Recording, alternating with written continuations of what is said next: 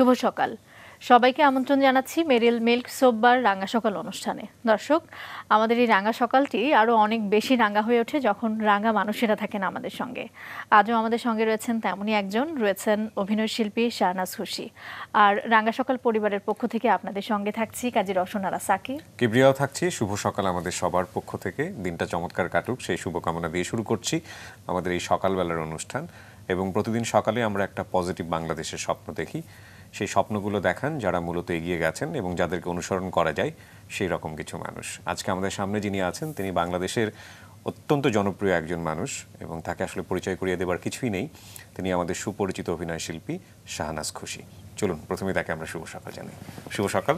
শুভ সকাল। কেমন আছেন? জি ভালো। আমরা যে কথাটা বলছিলাম শুরুতেই যে একটা পজিটিভ বাংলাদেশের স্বপ্ন দেখি, আপনার জায়গাটা থেকে বাংলাদেশটা এখন কেমন, সবকিছু মিলিয়ে যদি জানতে চাই। আমার অনুভূতি দিয়ে আসলে তো প্রকাশ করলে হবে না। আমি যেমন সকালবেলা উঠেই শঙ্কিত হয়ে পড়ি চকবাজারের ঘটনা নিয়ে। আমার প্রতিদিনের ঘটনা আমার প্রত্যাহিক জীবনের ব্যারিয়ার হয়ে দাঁড়ায়। তো সেই জায়গা থেকে আসলে প্রতিদিনই কোনো না কোনো ঘটনাতে চমকে উঠি। আবার বাস্তবতা হচ্ছে এই যে সেটাকে সম্বল করেই পথ চলি। রাইট। থেমে যাওয়ার আসলে কিছু নাই, যত সংজ্ঞাই থাকুক না কেন আমাদেরকে সামনে এগিয়ে যেতে হবে। স্বপ্নটা আমরা দেখছি। জি।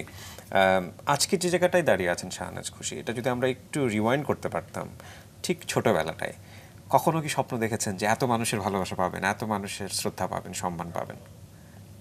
না, সে স্বপ্ন দেখিনি কখনো, কিন্তু সব সময়ই স্বপ্ন ছিল যে অনেক ভালো কাজ করব।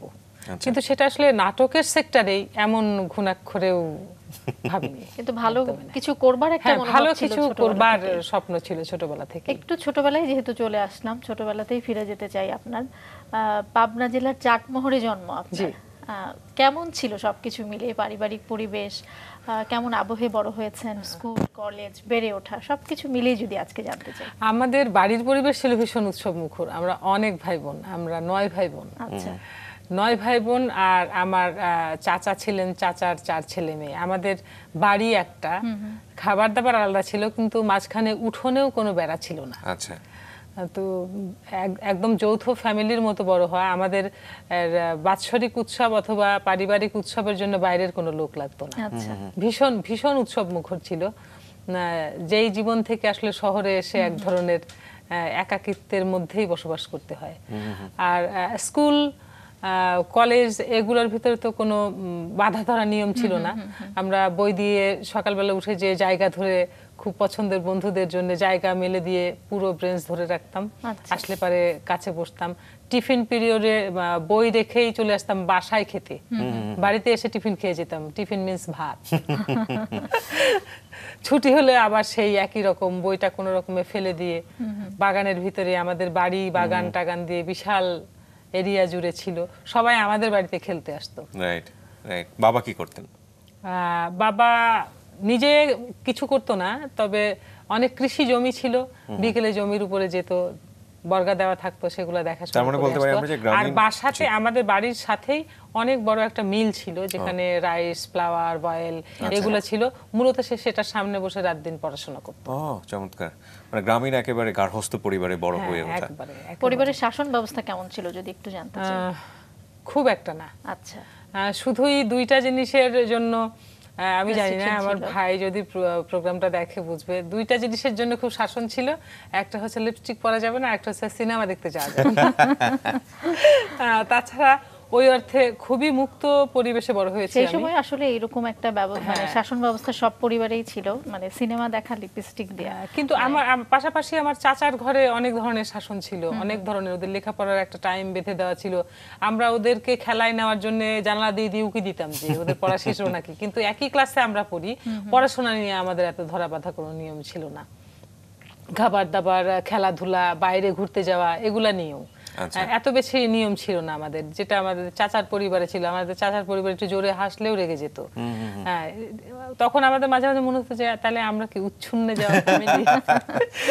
কিন্তু আমাদের পারিবারিক ভাবেই একটা খুবই সংস্কৃতির কালচার ছিল, সংস্কৃত মনা ফ্যামিলি। যেমন আমার বড় ভাই ছিলেন, উনি অনেক ভালো উপস্থাপনা করতেন, অসম্ভব, এখন বুঝি অসম্ভব সুদৃঢ় সুন্দর বাচন শৈলী ছিল তার।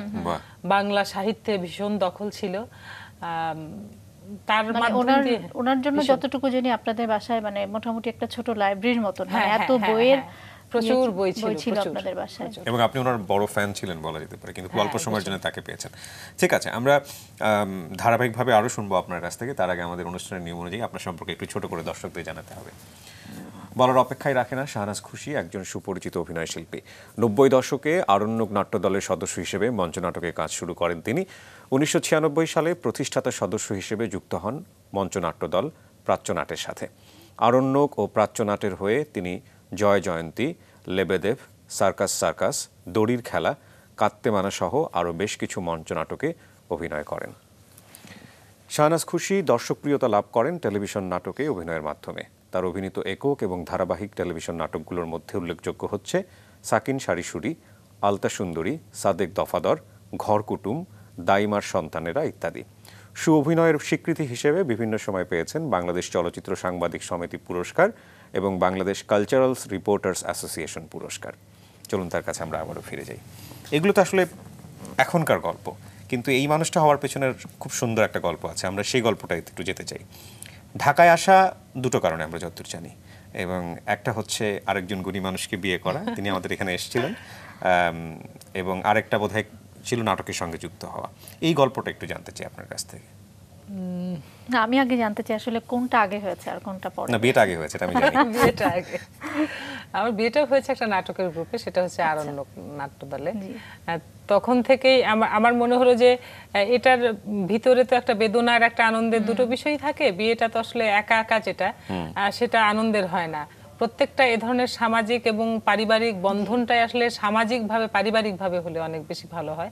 এবং সেই যে সূক্ষ্ম একটা বেদনার তার যেদিন যুক্ত হলো, আমার মনে হলো সেদিন সেটাকে হাইড করার জন্যই মামুন ভাই বলে ফেললো যে ও আজ থেকে আমাদের নাটকের দলের সদস্য। তো স্বাভাবিকভাবেই কিন্তু তখন আমার সেই খারাপ লাগাটার উপর দিয়ে ওই ভাবনাটাও কাজ করলো যে হায় হায়, এত গুণী মানুষের সাথে আমি যে নাটক করব তার চাইতে আমার অনেক বেশি খুব এক্সাইটেড হয়ে গেলাম আমি যে এত গুণী মানুষের সাথে থেকে আমি অনেক কিছু জানবো।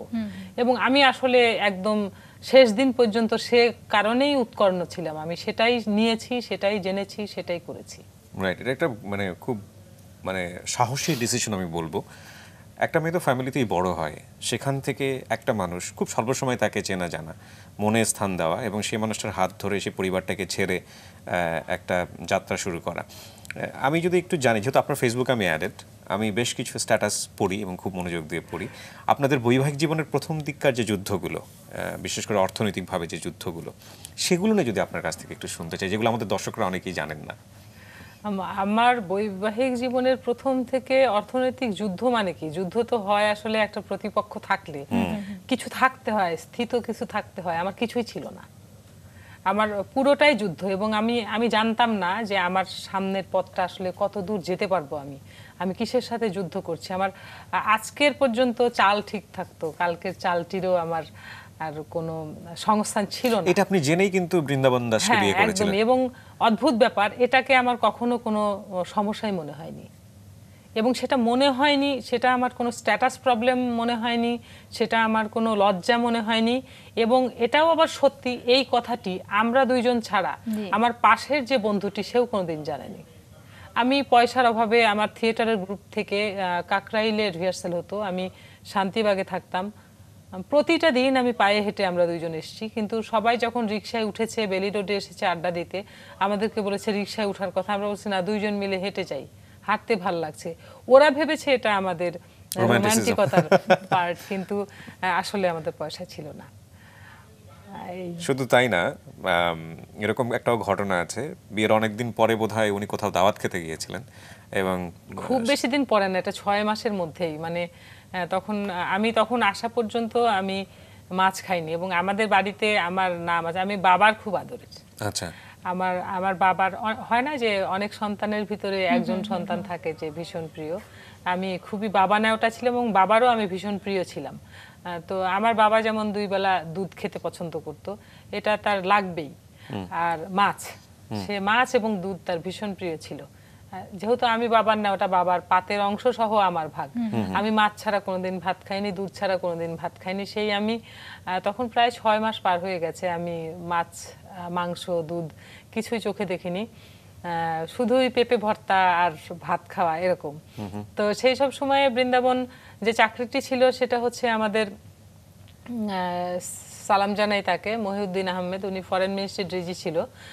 তো বিএনপি গভর্নমেন্টের সময় তাকে বাধ্যতামূলক অবসরে দেওয়া হয়। পরবর্তীতে উনি ডেল্টা লাইফ ইন্স্যুরেন্সে জয়েন করেন। তো উনি যখন শুনেছিল আমাদের বিয়ের কথা, তখন উনি পার্সোনালি একটা পোস্ট ক্রিয়েট করেই বৃন্দাবনকে নেয়। সেটা আসলে আমাদের এক ধরনের সম্মানমূলক হেল্পই বলবো আমি, যে বৃন্দাবনের কোনো বসার জায়গা ছিল না, অন্য কোনো কাজ ছিল না, উনি ব্যক্তিগত কাজই করাতো। উনি ব্যক্তিগতভাবে বিভিন্ন লেখা বিভিন্ন প্রোগ্রামে পৌঁছে দিত। এরকম একটা লেখা পৌঁছে দেওয়ার জন্য অথবা কোনো স্পিচ পৌঁছে দেওয়ার জন্য সে একটা হোটেলে গেল, সেটা মনে হয় মেট্রোপলিটন হোটেল ছিল আমার যতদূর জানা। সেখানে যে তখন তাকে দুপুরের খাবারে অংশগ্রহণ করতে হয় এবং সেই জায়গায় বাধ্য হয়ে সে মাছ মাংস দুটোই খেয়ে আসে। সন্ধ্যার পরে বাড়িতে আসলো, এসে আমাকে জড়ায় ধরে অনেক কান্না, মানে কান্না মানে কি, তখন আমার একদম আমি স্তব্ধ হয়ে গেছে। আমার ধারণা নিশ্চয়ই আমাদের বাড়িতে কিছু হয়েছে, যেহেতু কোনো যোগাযোগ নেই যে হয়তো কেউ মারা টারা গেছে এরকম। অনেক পরে সুস্থির টুস্থির হওয়ার পরে সে আমার হাত ধরে বসে থাকলো, তুমি আমাকে মাফ করে দাও, তুমি আমাকে মাফ করে দাও। কি কারণ? সে আজকে মাছ মাংস দুইটাই খেয়ে ফেলছে আমাকে ছাড়া। আপা একটু কাজে চলে যেতে চাই, কাজ নিয়ে কথা বলতে চাই। যখন ঢাকায় আসলেন আরণ্যক নাট্য দলের সঙ্গে যুক্ত হলেন এবং শ্রদ্ধেয় মামুনুর রশিদ আপনাকে তাদের করেই নিলেন বলা যায়। ছোটবেলায় কি কখনো চাটমোহরে নাটক করা হয়েছিল? নাটক আমাদের পরিবারের সবাই কিন্তু নাটকের সাথেই যুক্ত ছিল, মঞ্চ নাটকের সাথে এই এলাকাতে, যেটা মুক্ত নাটক হিসেবে পরিচিত। সেটা মুক্ত নাটক যখন তৈরি হয়নি তার আগেও আমার ভাই, ওই যে বললাম যে উপস্থাপনা করা, বিভিন্ন কালচারাল প্রোগ্রামের উপস্থাপনা করা, যাত্রা তখন একটা খুবই বিশাল জায়গা দখল করা ছিল, সেটার সাথে আমার আব্বা আমার বড় ভাই দুইজনই যুক্ত ছিল। কিন্তু মুক্ত নাটক যেটা, এটা মামুন ভাই সরাসরি যুক্ত ছিল, সেটার সাথে আমাদের বাড়ির মোটামুটি সবাই ইনভলভ ছিল কোনো না কোনো কাজে। আমি স্টেজে উঠে অভিনয় করিনি, কিন্তু এর যে দেয়ালিকা বের হতো, যে প্রবন্ধ পত্রিকা সাহিত্য পত্রিকা বের হতো, সেটার সাথে আমি যুক্ত ছিলাম। কারণ তার আগে যতটুকু জানি যে আপনাদের বাড়িতে লোক চলে আসতো। হ্যাঁ হ্যাঁ হ্যাঁ, আমাদের বাড়িতে ঢাকায় থেকে যারা যেতেন এটাকে বাৎসরিক একটা প্রোগ্রামের জন্য, তারা যে দেখা যেত বৃন্দাবনদের বাড়ি আমাদের বাড়ি মিলিয়েই থাকতো। আচ্ছা, তো ওনার সঙ্গে পরিচয়টা কিভাবে হলো আপনার? বৃন্দাবনের সাথে না, বৃন্দাবনের সাথে পরিচয়ের কিছু নাই তো। সে তো আমাদের বাড়িতে অহরহ যাতায়াত ছিল, আমার বড় ভাইয়ের বন্ধু সে। বড় ভাইয়ের বন্ধু সে, আমার বড় ভাই ফুটবল খেলতো, সেও ফুটবল খেলতো।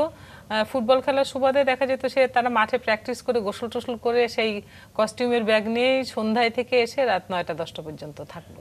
এটা প্রতিদিনের পার্ট ছিল, মানে আলাদা করে আমার সাথে কোনো পরিচয় না। তো আপনি যখন এই কঠিন সিদ্ধান্তটা নিলেন, বুঝতেই পারছিলাম যে ফ্যামিলি থেকে এটা সাপোর্ট ছিল না বোধহয় প্রথম পর্যায়ে। না না না, ফ্যামিলি থেকে তো সাপোর্টের কোনো প্রশ্নই আসে না। আচ্ছা, কেউই করবে না সেটা। তো সম্পর্কটাই আসলে হয়ে যাওয়াটাই এটা একটা অ্যাক্সিডেন্ট। ওইভাবে আজকের মতো সময় না, অথবা আজকের মতো স্বাধীনতাও ছিল না। ওই বলা, একটা চিঠি দেওয়া, তার সাথে আমার যদি বলি পরিপক্কতা, ম্যাচুরিটির পার্থক্য, বয়সের পার্থক্য, সেটাও বেশ লম্বা। 9-10 বছরের পার্থক্য। 9-10 বছরের পার্থক্য হলে বুঝের পার্থক্যের ক্ষেত্রেও কিন্তু কম থাকে। কিন্তু কেন জানি তার এই যে আমার সাথে তার পার্থক্য, তার যে ব্যক্তিত্ব, তার যে গাম্ভীর্য, তার যে পার্সোনালিটি, এটারই মূলত আসলে আমি ভক্ত ছিলাম। আচ্ছা, তখন তো আর কিছু ছিল না, এটার ভক্ত থেকেই মোটামুটি তার প্রতি আনুগত্য। ওটাকে আসলে প্রাথমিকভাবে প্রেম বলা যাবে না, যেটা আমাদের প্রেমের সময়কাল আমরা যেমন বলি 9 বছর। আমি আবার ওকে বলি সেই কথা যে এটাকে আসলে প্রেম বলা যাবে না, প্রেম আসলে বিয়ের পরেই। আচ্ছা, পরীক্ষা দেওয়ার সুযোগ হয়েছে বিয়ের পরেই। আর প্রেমকালীন সময়ে একটা ঘটনাকেই প্রেম বলা যায়, সেটা হচ্ছে চলে আসার সিদ্ধান্ত নিয়েছিলাম, এটা একটা বড় প্রেম। তাছাড়া প্রেমটা আসলে বিয়ের পরে। আপনি তো ছোটবেলায় খেলাধুলা খুব একটা পছন্দ করতেন না? না না না না, আপনি পছন্দ করতেন বই পড়া? হ্যাঁ, বই পড়া। আমি ভীষণ ভীতু ছিলাম, আমি গাছে ওঠা, সাঁতার দেওয়া, যেদিন যেদিন গেছি সবগুলো। কিন্তু আপনার নাটক দেখে কিন্তু আপনাকে সেটা মনে হয় না। আমি একদমই ডান পিঠে ছিলাম না, একদমই না। আচ্ছা, ওকে। তো মঞ্চ নাটকেই মোটামুটি নাটকের একটা বলা যেতে পারে ভালো শিক্ষার জায়গা আপনার জন্য। এবং টেলিভিশনে যাত্রা শুরু হলো কোনটা দিয়ে তাহলে? টেলিভিশনে যাত্রা শুরু বাংলাদেশের প্রথম প্যাকেজ খণ্ডনাটক যেটা, সেটা আমি করেছিলাম সুবর্ণাপার সাথে। আমার 2-3টা সিকোয়েন্স ছিল। মানে এটা আমার এখন মনে হয় যে আমার জীবনের সব শুরুগুলো অনেক বড় বড় বাংলাদেশের অভিনেতাদের মধ্যে দিয়ে। এটা আমার জন্য আসলে বিশাল একটা লেসন ছিল। সুবর্ণাপার সাথে আমার প্রথম স্ক্রিন শেয়ারিং, মামুনুর রশিদের রচনা পরিচালনায় শিল্পী নাটক সেটা। এইটার পরে মামুন ভাই অনেক আমাকে ব্রেক দিতে চেয়েছে, আমি ক্যামেরা ভীতি ছিল প্রচন্ড রকমের, খুব শাই ফিল করতাম, এত লোকের ভিতরে লোকজন বলছে সেখানে ওই একভাবে এক্সপ্রেশন দেওয়া, যেটা মঞ্চে মনে হতো না। মঞ্চে রিহার্সালকালীন সময়ে একরকম থাকতাম, কিন্তু যখন স্টেজে উঠতাম পুরো চারপাশটা তো ব্ল্যাক না, কিন্তু পুরো চারপাশটা তো অন্ধকার, শুধু স্টেজ লাইট। তখন ওইটাকেই একটা সংসার মনে হতো, ওইটাকেই একটা আমার জার্নি মনে হতো। কিন্তু টেলিভিশন নাটকের প্রথম অভিজ্ঞতা আমার এরকম, খুব আমি আরো নিজের মধ্যে ঢুকে গেলাম। সেই সময় যদি আসলে আমি ওইটা নিতে পারতাম, তাহলে হয়তো আমার ক্যারিয়ারের বয়স আরো 5-7 বছর আগে বেশি হতো। এরপর আপনি একটা গ্যাপ দিয়ে দিলেন এবং স্বেচ্ছায় সেই গ্যাপটা ছিল। হ্যাঁ, স্বেচ্ছায়। আমার ভীষণ ভয়, আমাকে অনেক কাজে ডেকেছে মামুন ভাই। আচ্ছা, ভীষণ ডেকেছে। মামুন ভাই সব শুধুমাত্র এই ভয়ের কারণেই? মানে হ্যাঁ, আমার একদমই ক্যামেরা শাইনেস, আমার খুবই খুবই লজ্জা পেতাম, খুবই ভয় পেতাম। আর ওই ক্যামেরা, লাইট, মেকআপ, একটা বিশাল টিম, তো এক একজনের অ্যাটিটিউড এক এক রকম। আমি সদ্য মফস্বল থেকে আসা একটা মানুষ, এই সমস্ত আচরণগুলোও আমার ভালো লাগতো না।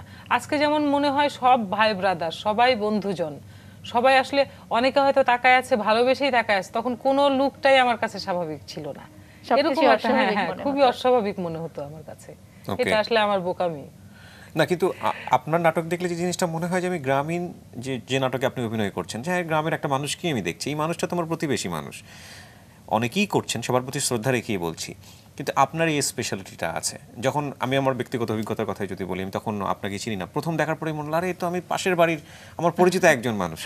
এটা আপনি কিভাবে অভিনয়ের মধ্যে নিয়ে আসলেন? এটা কি প্রথম থেকেই ছিল নাকি কারো ডিরেকশনে কেউ? না না না, আমি এখন একটা কথা বলি, সেটা হচ্ছে আমি যখন মঞ্চে প্রথম যুক্ত হলাম, আমার প্রথম দেখা নাটক হচ্ছে ইবলিস। আচ্ছা। আমার ভেতরের ভাঙাচোরার গল্পটা আজকে আসলে মাছরাঙার মাধ্যম দিয়ে বলি, যেটা আমার কখনোই কোনো সাক্ষাৎকারে বলা হয়নি।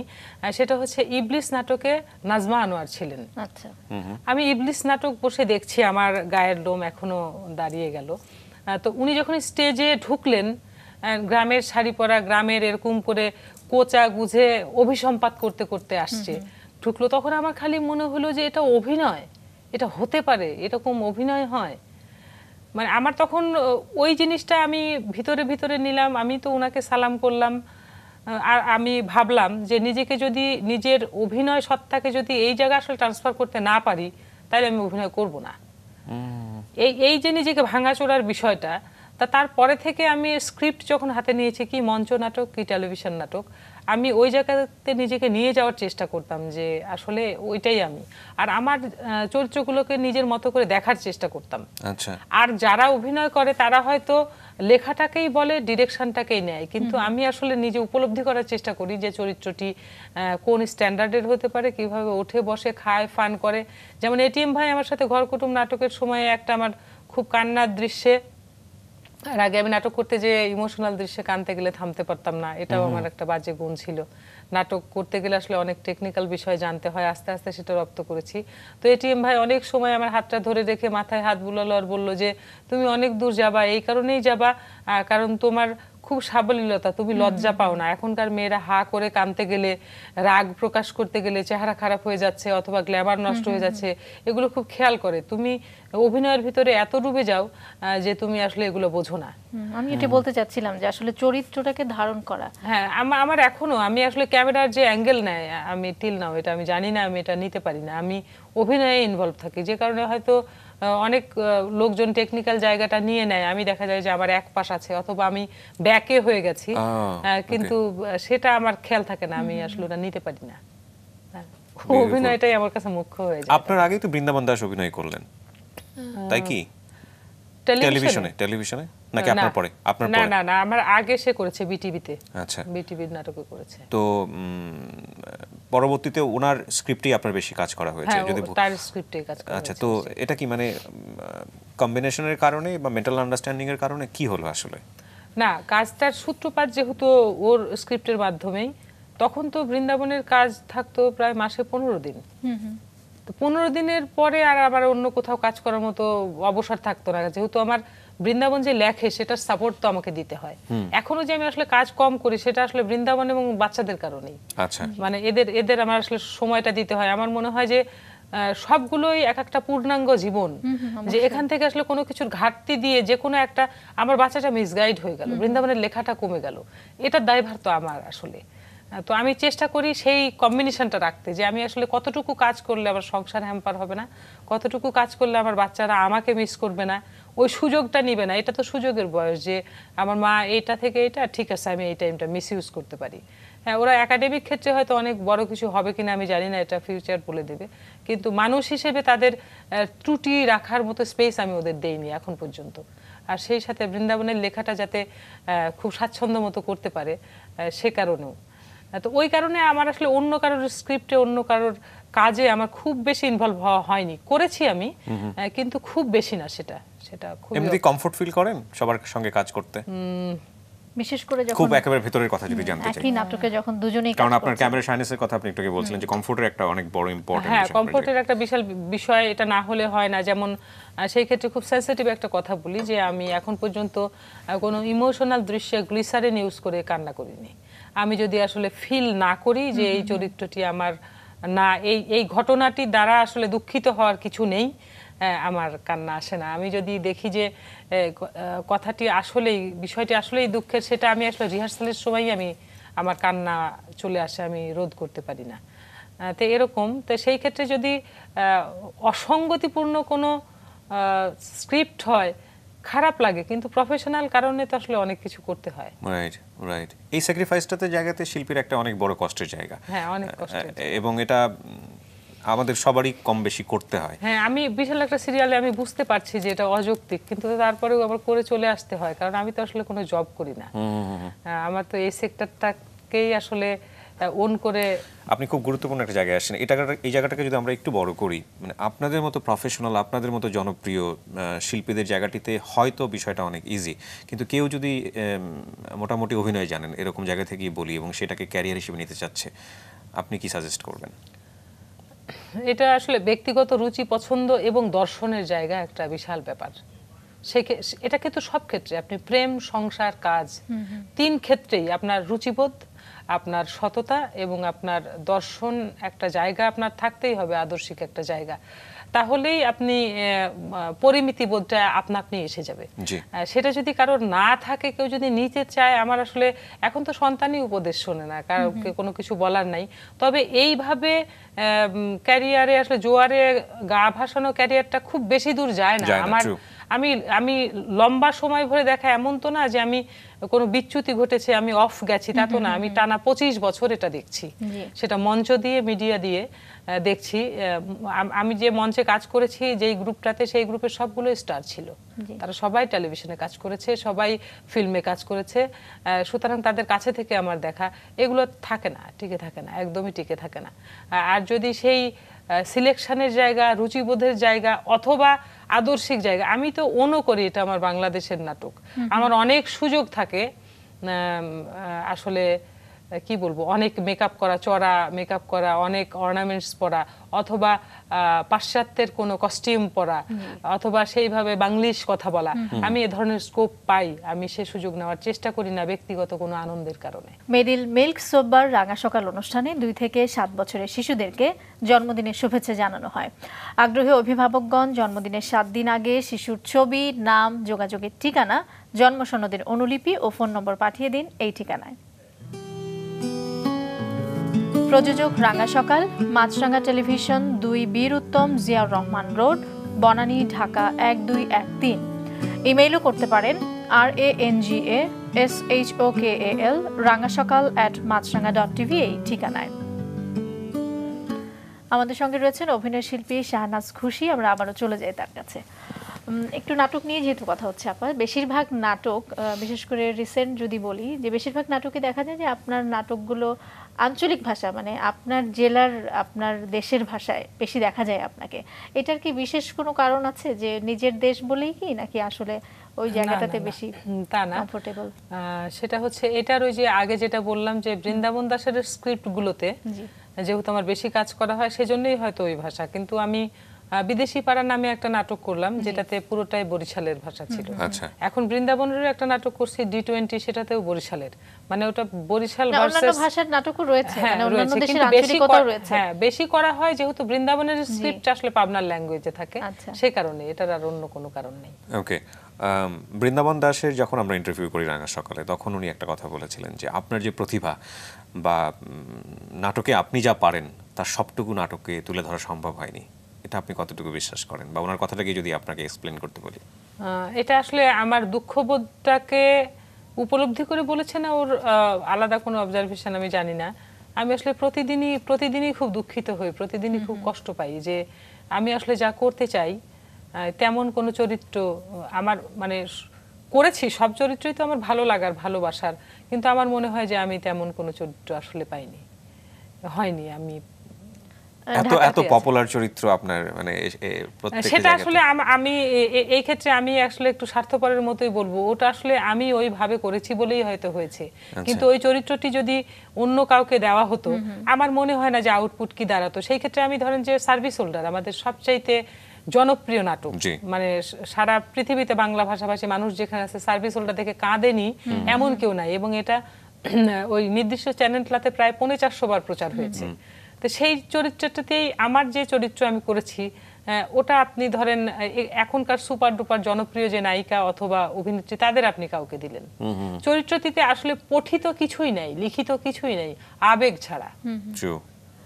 তো আমি এটা বৃন্দাবনকে বলি যে বৃন্দাবন, আমি তোমার প্রতি একদম নমস্কার রেখেই বলছি, শ্রদ্ধা রেখেই বলছি, চরিত্রগুলো আমি করেছি বলে এগুলো চরিত্র হয়ে গেছে, কিন্তু ও এটা বোঝে, এখন বোঝে আসলে লিখিতভাবে পঠিতভাবে আমাকে কোনো স্ক্রিপ্ট টেক্সট আমি পাইনি। আচ্ছা, এই জায়গাটা থেকে খুব কম হাতে গোনা, এত কম যেটা আসলে উল্লেখ করার মতো। বৃন্দাবনের জায়গাটা থেকে আমরা যদি এবার একটু পর্দায় যাদেরকে আমরা দেখি, যে দুজনকে সবসময় দেখি এবং আপনার অত্যন্ত জনপ্রিয় জুটিও হয়ে গেছেন, চঞ্চল চৌধুরীর কথায় যদি একটু আসতে চাই, আপনাদের দুজনের একটা খুব চমৎকার কেমিস্ট্রি আছে অভিনয়ের মধ্যে, ইনস্ট্যান্টলি নিশ্চয়ই অনেক কিছু হয়ে যায়। বা আপনাকে যদি বলি চঞ্চল চৌধুরীকে নিয়ে যদি মূল্যায়ন করতে বলি, কি বলবেন? চঞ্চল চৌধুরী তো অসম্ভব ভালো অভিনেতা, এটা তো বলার অপেক্ষায় রাখে না, কিন্তু এটা আবার অভিনেতার সাথে অভিনেতার কেমিস্ট্রিরও একটা ব্যাপার থাকে। চঞ্চলের সাথে নিশ্চয়ই কোনো না কোনো জায়গায় থেকে আমার আবেগ, রাগ, তাপ সবকিছুর একটা মিল আছে। যেমন প্রত্যেকটা বিষয় আসলে কি ঘটে যাবে সেটা অভিনয়ের আগ মুহূর্ত পর্যন্ত জানা যায় না। স্পেশাল দৃশ্যগুলা, যেমন আমরা গত ঈদে একটা নাটক করলাম মেন্টাল ফ্যামিলি, সেখানে একটা জায়গা ছিল আমরা ভাই বোন বাপের বাড়িতে ঈদ করতে আসে, এটা তার বউ চায় না, বউ সারাক্ষণ তাকে থ্রেট করে, পরে ও আমাকে ডেকে নিয়ে যায়, নিয়ে যেয়ে বলে যে চলে যাইতে হাজবেন্ড সাথে করে। তো ওই জায়গার যে দৃশ্যটা আমি করেছি সেটা আসলে আমার প্ল্যান ছিল না। এবং আমার মনে হয় যে আমার সাথে যে ডিরেক্টর কোয়ার্টিস্ট কাজ করে তারা আমাকে এইসব দৃশ্যের সময় একটু সময় দেয়, বলে যে আপা আপনি রেডি হলে বলে দিন। তো আমি রেডি হয়ে বললাম, আমি কিন্তু জানতাম না যে চঞ্চল আবার এটা করবে। চঞ্চল যে আবার যেটা করলো, চঞ্চল যে আমার সাথে আবেগে একদম সমানভাবেই মার্চ করলো, চঞ্চল যে রিয়েলি আমার ভাই হয়ে উঠলো, এটা একেবারেই চঞ্চলের গুণ। এটা জানা ছিল না আপনাদের? না না না না, একদমই জানা ছিল না, কারণ ওখানে চঞ্চলের বলার মতো কিছুই ছিল না। আচ্ছা, মানে গল্পটা তো আমি বলি, যেহেতু আমার ছোট ভাই, আমি বলি যে তোর হয়তো মনে নাই যে ঈদের থেকে ফিরে এসে এটা করতে হবে, হ্যাঁ, যে না সেটা ছিল শেষের দৃশ্য, কিন্তু ও আমাকে একটা কলা বাগানের মধ্যে বাড়ির পেছনে ডেকে নিয়ে যে বলে যে আমি টেক্সটটা ছিল আমার, আমি ওকে গল্পটা বলি, কিন্তু ও যখন সেটার হিসেবে ও আমাকে জড়ায় ধরে কাঁদতে থাকে, ও যখন বলতে থাকে, তখন সেই গুণাবলীটা একদমই আসলে চঞ্চলের। আরো অসংখ্য নাটক আছে, ভাগের মা এবং আরো এসব আরো অনেক সুন্দর। আমার সাথে চঞ্চলের যেমন ঝগড়ার কেমিস্ট্রি ও এটা আসলে জানতে হয়, মানে যদি সত্যি সত্যি অভিনয় যায়, এখন তো কাউকে রিহার্সাল করার জন্যই পাওয়া যায় না, আমরা আমাদের কোয়ার্টিস্টদের খুঁজতে থাকি, ভাই কার সাথে আমার সিকোয়েন্স আসেন, কিন্তু চঞ্চল বিরক্ত করে মারে, আই রিহার্সাল করি। তখন আর কি বলতে বলতে নিজের কানে শুনলেও তো মনে হয় যে হ্যাঁ আমি এই কথাটি এভাবেই বলতে চেয়েছিলাম। তো সেরকম হয়। আবার আরেকটা যেটা, সেটা হচ্ছে দীর্ঘদিন একসাথে আমরা একই গ্রুপের, কিন্তু চঞ্চল আর অন্যকে একই গ্রুপের হওয়ার কারণে, একইভাবে নাটকটা শিক্ষার কারণে আমরা বুঝে যাই যে এই চরিত্রের নিজস্ব একটা আদর্শ আছে। প্রত্যেকটা চরিত্রেরই তো একটা আদর্শিক জায়গা থাকে, প্রত্যেকটা চরিত্রের একটা নড়াচড়ার একটা নিজস্ব স্পেশালিটি থাকে। তখন সেটা করা, এক্সচেঞ্জ করা খুব সুবিধা হয়। ট্রু। যেটা বাবু ভাইয়ের সাথে হয়, ফজলুর রহমান বাবুর সাথেও এই জিনিসটা হয়। বাবু ভাই যে আমাকে কিভাবে ইনসাল্ট করবে সেটা তো বাবু ভাইকে, ওটা তো লেখা থাকে না, ওটা বাবু ভাই করে। বাবু ভাই যে কিভাবে রাগ করবে, বাবু ভাই যে কিভাবে ক্ষোভ করবে, এটা বাবু ভাইয়েরই, একদম বাবু ভাইয়ের নিজস্ব। আপনার প্রথম যখন ঢাকায় এসে নাটক শুরু করলেন, মানে এমন কেউ কি আছেন মানে যাকে দেখে খুব অনুপ্রাণিত হয়েছেন বা যার অভিনয়টা দেখে? উনার পুরাটাই আসলে মেধা ছিল। আমার মনে হয়েছে যে উনিও আসলে পায়নি, উনিও আসলে উনার যা করা উচিত, পাওয়া উচিত, উনি করে যেতে পারেনি।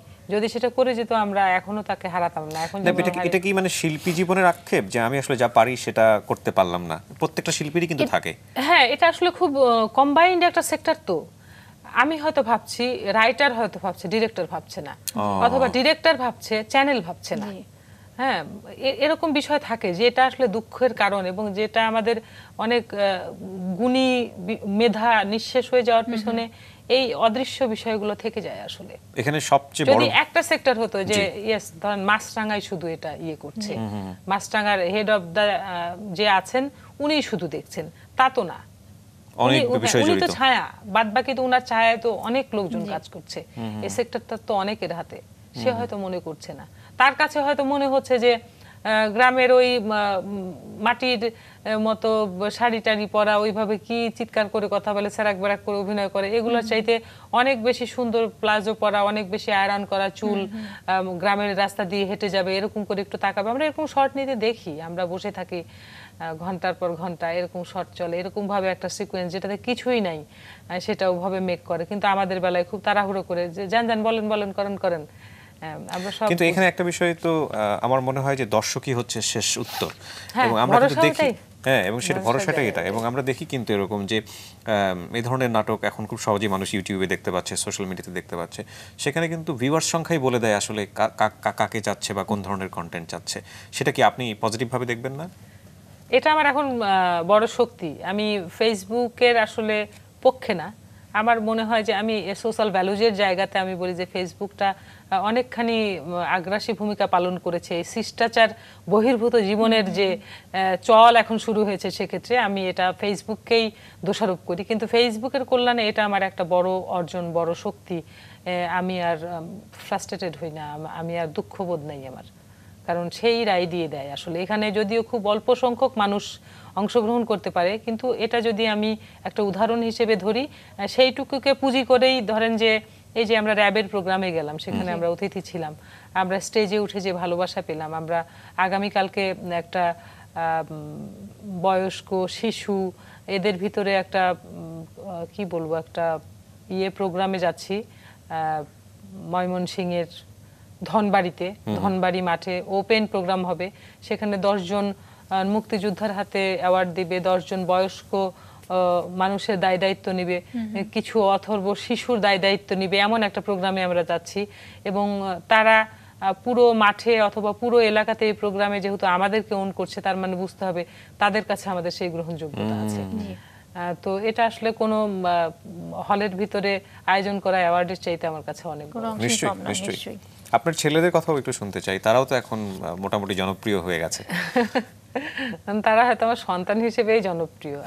আমার সন্তান বৃন্দাবনের সন্তান, আর আমি আসলে সংসার বাচ্চাকে অনেক বেশি ওন করি। মানুষ ওই যে ভালোবাসা দেখতে চায়। তো এখন তো বাবা মা যেহেতু দুজনেই সংস্কৃতি কর্মী, বাবা মা হিসেবে ছেলে মেয়েদেরকে আসলে কতটা ইনসিস্ট করেন? আমি তো প্রথমে ডিসার্টেড হইতাম, আমার বাচ্চারা একদমই নাটক বিমুখ ছিল। তারা নাটক ভীষণ দেখতে পছন্দ করে, ভীষণ স্ক্রিপ্ট শুনতে পছন্দ করে, প্রত্যেকটা চরিত্রের জন্য আলাদা করে সমালোচনা, টিজ, ভালোবাসা সব তাদের আছে, কিন্তু তারা করতে চাইতো না। এখন আমি দেখি নাটকের প্রতি তাদের প্রবল প্রেম, মানুষের হাততালি পেয়েছে, জনপ্রিয়তা বাড়ছে, সে কারণে ভালোবাসা বাড়ছে তাদের ভিতরে। এই ধরনের বয়সটাই তো তাই আসলে তাদের ভিতরে ভীষণ, এবং সেটা যে আসলে খুব হাওয়ায় ভাসানো বিষয় তা না, তাদের ভিতরে এটার বেশ একটা আমি শেকড় দেখতে পাই, এটা আমার ভালো লাগার। ওকে, শুভকামনা থাকবে নিশ্চয়ই আমাদের পক্ষ থেকে। একটু যদি জানি আমাদের ইন জেনারেল জায়গাতে যদি একটু বলি, সেটা হচ্ছে যে গুণী শিল্পী তো আসলে গন্ডায় হবে না, যদি এরকম বলি, খুব লাখে একটাই মেলে। কিন্তু আপনাদের পরে আসলে কে, এই প্রশ্নের জায়গাটাই যদি আমরা আসি, তখন আপনি নিজে কি দেখতে পান আসলে? সেই জায়গাটা আসলে বড় বেশি শূন্য, এটা যদি না হতো তাইলে মোশাররফ আর চঞ্চলের এতদিন রাজত্ব করার কথা না। আমি পজিটিভ অর্থেই বলছি। তার মানে আসলে আস্ফলন করলে হবে না, আসলে মোশাররফ চঞ্চলের বিষোদ্গার করলে হবে না, তাদের যোগ্য করে নিজেকে কেউ তুলতে পারেনি, এটা কিন্তু মাথায় রাখতে হবে। নাটক নিয়ে কথা হচ্ছে, একটু আপনার বিজ্ঞাপন নিয়ে কথা বলতে চাই। আপা, একটি বিজ্ঞাপন রয়েছে, দেখা যায় যে খুব জোরে সোরে মশলা বাটাবাটি, মূলত সেই বিজ্ঞাপন দিয়েই কি বিজ্ঞাপনের জগতে প্রবেশ করা? হ্যাঁ, আমি আসলে বিজ্ঞাপন করতে চাইনি, কিন্তু তখন বিজ্ঞাপনটি করা হচ্ছে আমার নাটকের অভিনয়ের ইয়ে ধরে, যে তারা চেয়েছে যে এই মশলাটি যাদের কাছে যাক, তাদের কাছে আমি জনপ্রিয়, আমি চঞ্চল তখন খুব জনপ্রিয় ছিলাম, তারা চেয়েছে যে সেভাবেই যাক আসলে, এই কারণেই ওই ক্যারেক্টারাইজেশনই হয়েছে, ওই ক্যারেক্টারাইজেশন দিয়েই করা। নাটকের শক্তিটাই আসলে এই জায়গাটা, এটা কিন্তু অনেক বড় একটা প্রাপ্তি। হ্যাঁ, এবং চমৎকার। এখন কি কাজ করছেন? এখন কাজ করছি, 3টা সিরিয়াল যাচ্ছে। এই মাসে থেকে যাবে হচ্ছে, মানে মার্চে থেকে যাবে বাংলা ভিশনে একটা, এটা আমার ভদ্রপাড়া, ভীষণ ভীষণ ভালোবাসার একটা স্ক্রিপ্ট, ভীষণ ভালো লাগার একটা অভিনয়। গত বছর, হ্যাঁ, বৃন্দাবন দাসের রচনা, সকাল আহমেদের ডিরেকশনে। এটির গল্পটা অসাধারণ। সামাজিক মূল্যবোধের যে অবক্ষয়, বর্তমান সমাজে আমাদের স্বাধীনতা মুক্তিযুদ্ধের চেতনা কতটা কৌশলে অবহেলিত, সেটা মূল সাবজেক্ট হচ্ছে সেটা। তার পাশাপাশি অন্যান্য বিষয় নিয়ে গড়ে ওঠা। আমরা গত বছর এই সব সময় শুটিংটি করেছিলাম, এখন যাচ্ছে। আর এনটিভিতে যাচ্ছে একটা, সেটা হচ্ছে সোনার খাঁচা, আর টিভিতে যাচ্ছে হচ্ছে D20। এই 3টা সিরিয়াল যাচ্ছে। আর সেই সাথে ঈদের কাজ, আমরা নেপালে গেলাম, 2টা 7 খণ্ড করে এসেছি, আর ঈদের কাজের ডেট দেওয়া আছে, সামনের মাস থেকে ঈদের কাজ শুরু হয়ে যাবে। চমৎকার। একটা বিষয় আমরা সবসময় খেয়াল করি বৃন্দাবন দাসের নাটকে, প্রথম দিকে খুব হাসি খুশি মজা থাকছে, শেষে গিয়ে চমৎকারভাবে একটা মেসেজ দিয়ে দেওয়া হয়। এটা কি খুব কৌশলী করা হয় নাকি খুব ন্যাচারালি চলে আসে বিষয়টা? আসলে সরাসরি আসলে সব মেসেজটা যেহেতু দেওয়ার মতো অবস্থা নেই, নানান ধরনের অবজেকশন, নানান ধরনের ব্যারিয়ার থাকে, এখন তো খোলাখুলিভাবে কোনো কথা হাই আল্লাহ বলাও নাকি যাবে না, এই ধরনের কথাবার্তা বলে। যাই হোক, সেটা আগে ছিল না, কিন্তু মেসেজ যেহেতু নাটকটি তো আবার হয়ে উঠতে হবে, আমার এই মেসেজটা মানুষ শুনবে কেন? আমি তো রাজনৈতিক নেতা না, আমি তো অন্য কোনো জায়গাকার সেকশনের লোক না, নাটকটির মাধ্যম দিয়ে যেহেতু আমার ভাষা, সেহেতু বৃন্দাবনের যেহেতু নিজস্ব একটা দর্শন আছে, নিজস্ব একটা বোধ আছে, বিবেচনা আছে, আদর্শিক জায়গা আছে, অবস্থান আছে, সে সব সময় নাটক দিয়েই সমাজের কাজ করতে চেয়েছে। নাটকটি যখন সে লেখে অথবা এই মাধ্যমে আসে, তখন কিন্তু এটা দিয়ে পয়সা আর্ন করবে অথবা এটাকে জীবিকা হিসেবে নেবে এমন কোনো বিষয় ছিল না। তার সবসময় লেখালেখির হাত ছিল, সবসময় সে এইভাবেই চিন্তা করেছে। কিন্তু যখন দেখেছে নাটক একটি খুব শক্তিশালী মাধ্যম তার চিন্তা ভাবনাটাকে পৌঁছে দেওয়ার জন্য, এটা একটা বিষয়। আর নাটকটি নাটক হয়ে ওঠার জন্য যে চরিত্রগুলোকে সে নিয়ে আসে, সেই চরিত্রগুলো এমনই সাধারণ আসলে, এবং এই সাধারণ মানুষের ভিতর দিয়েই আসলে মেসেজটি দিলে মানুষের সবচাইতে বেশি কাছাকাছি। প্রশংসা বোধহয় ওনারই বেশি হয়ে যাচ্ছে, জানি না, এটা আমার অভিজ্ঞতার জায়গা থেকে। বাট এটা একটা জিনিস যে আমার মনে আছে, একটা মুচির ক্যারেক্টার করেছিলেন কোন একটা নাটকে, আমি নাটকের নামটা মনে করতে পারছি না, পশু চিকিৎসক। এবং আমার মনে হয়েছে যে আমি এই ভদ্রলোককে আমার গ্রামে বহুবার দেখেছি। এতটা রিলেট করেন কিভাবে আমরা আসলে, মানে এটা কিভাবে করেন আপনারা? আমাদের ভাবনার ভিতরে যতটা না আসলে খুব বেশি কোনো কি বলবো, বিভিন্ন আনন্দ উৎসবে ফুর্তি করার চিন্তা থাকে, তার চাইতে অনেক বেশি থাকে মানুষের চিন্তা। আমরা খুব মানুষের কাছাকাছি, আমরা হয়তো পায়ে হেঁটে প্রতিদিন যাই না, কিন্তু নিউজ দেখি, খবর দেখি, এবং সেই মানুষের দুঃখবোধটা, যেমন চকবাজার পিলখানা হত্যাকাণ্ড নিয়ে আমার ঘর সংসার প্রায় 15 দিন মতো অচল ছিল, আমি কোনোভাবে সুস্থ হতে পারিনি। এই চকবাজারের এটাও তাই। প্রত্যেকটা ঘটনা, দুর্ঘটনা আসলে মানুষের কাছাকাছি যদি নিজের ভাবনা চিন্তা, আত্মাটাকে নিয়ে যাওয়া যায়, তখন আসলে তার অভিব্যক্তি 100% না হোক, এটা আসলে প্রকাশ করা সম্ভব। কেউ আপনাদের কাছে আসে না, আমাকে একটু শিখিয়ে দেন আমরা কিভাবে করি? হ্যাঁ, বলে। তখন কি উপদেশ দেন? না, এটা আসলে উপদেশ দেওয়ার কিছু নাই। আমি বলি যে বেশি করে পড়তে বলি, মানুষকে বেশি করে দেখতে বলি। এর অবজারভেশন পাওয়ারটা খুবই জরুরি আসলে। এই অবজারভেশন পাওয়ারটা তো আর মিথ্যা না, এটা তো মিথ্যা হলে হবে না। না, আমি খুব চিন্তা করছি আপনি যখন গল্পটা করছেন, যে এই মানুষটাই আমরা স্ক্রিনে দেখছি একটা ঝগড়াটে ক্যারেক্টারের মেম্বারের ক্যারেক্টার নিয়ে আমরা কথা বলছিলাম যখন আমরা ছিলাম ওই জায়গাটায়, আবার এই মানুষ সেভাবে গল্প করছে। সো এটা তো একটা টার্মিনেশন না, এটা তো ভেতরে না থাকলে হয় না কোনোভাবে, এটা ভেতরে থাকতে হয়। কখনো কি রিলেট করেন যে আপনার গ্রামীণ জীবনে ঘটে গেছে আপনার সাথে এরকম একটা ঘটনা, বা আপনার পাশের বাড়ির এরকম একটা ঘটনা, হঠাৎ করে ওটাই মাথায় আসলো, ওটাই আপনি ডেলিভারি দেওয়ার চেষ্টা করছেন না? হ্যাঁ, এটা করি, কারণ আর কিছু কিছু ঘটনা তো মিলে যায়। যেমন আমি যেই নাটকের যে দৃশ্যটির কথা বললাম মেন্টাল ফ্যামিলির, আমি চলে এসেছি 25 বছর হয়ে গেছে, আমি আমার বাবার বাড়িতে ঈদ করতে যাইনি। তখন হয় কি, এই যে অটো নাজেল হয় না, নাজেল হওয়া যে কথাটা, আপনার ইমোশনটা তখন অটো নাজেল হয়। এখন একটা আমার বাবা মারা গেছে, আমার বাবা মারা যাওয়ার দৃশ্য যখন আসে তখন এটা অটো নাজেল হয়। আসলে আমার সন্তান আছে, কোন সন্তানকে কেন্দ্র করে যখন কিছু হয়, এটা হয়েছে কি আপনার অনুভূতির জায়গায়, আপনার জবের জায়গায়, ওই যে বললাম যে চাকরি, কাজ, সন্তান মানুষ করা, পলিটিক্স করা, সব জায়গায়। যদিও আমার ধারণা যে শুধু এটার বাইরে থাকেন পলিটিশিয়ানদের বিষয়টাও যদি এই দায়িত্বের জায়গায়, এই ইমোশনের জায়গা, সততার জায়গা থাকতো, আমার ধারণা তাদের ফ্লারিশও এইভাবেই হতো। একদম, তারাও মানুষের কাছে এতটাই জনপ্রিয় হতো। প্রত্যেকটা সেক্টরই, এর বাইরে যারাই চর্চা করার চেষ্টা করেছে সেই সেক্টরটা ধ্বংস হয়েছে। যেমন আমাদের বাংলা সিনেমা হয়েছিল, এখন আবার টেলিভিশনের নির্মাতাদের কল্যাণে, অভিনেতাদের কল্যাণে অনেকটা হলমুখী হয়েছে দর্শক। রাজনীতির জায়গা, তার রাজনৈতিক ব্যক্তিত্ব দেখলে পরে মানুষ আগে থেমে যেত, উঠে দাঁড়িয়ে সালাম দিত, এখন খুব উপহাস করে। এটার চর্চার জায়গাটা তাদের শিথিল হয়েছে। এই চর্চার জায়গাটা থাকতেই হবে। দিন শেষে মানুষ সত্য, সুতরাং মানুষের কাছে পৌঁছাতেই হবে। এটাই। একেবারে ব্যক্তিগত জায়গায় যদি একটু আসতে চাই, অবসর সময় যখন পান, আসলে একজন মায়ের অবসর আসলে কখনোই হয় না সে অর্থে, তারপরও নিজের কি করতে ভালো লাগে? গান শুনি, ভীষণ গান শুনি, আর বাচ্চাদের সাথে, বৃন্দাবনের সাথে গল্প করতে ভালো লাগে। আমরা অনেক বেশি ফান করি, অনেক বেশি। আমার বাচ্চাদের কাছে আমি খুবই উইটি, আমি নাকি অনেক মজা দিতে পারি তাদের। আমি একটু মুখ ভার করলে তারা এসে এরকম করে মুখে হাসি এনে দেয়। মায়ের হাসি না দেখলে ভালো লাগে না, এটা আসলে সব সন্তানের ক্ষেত্রেই আমি মুখ ভার করে থাকতে তাদের অন্ধকার হয়ে। এবং আমাদের মাননীয় প্রধানমন্ত্রীও কিন্তু আপনার নাটক পছন্দ করেন। হ্যাঁ, এটা আমার জীবনের শ্রেষ্ঠ পাওয়া, দর্শকের ভালোবাসার পাশাপাশি।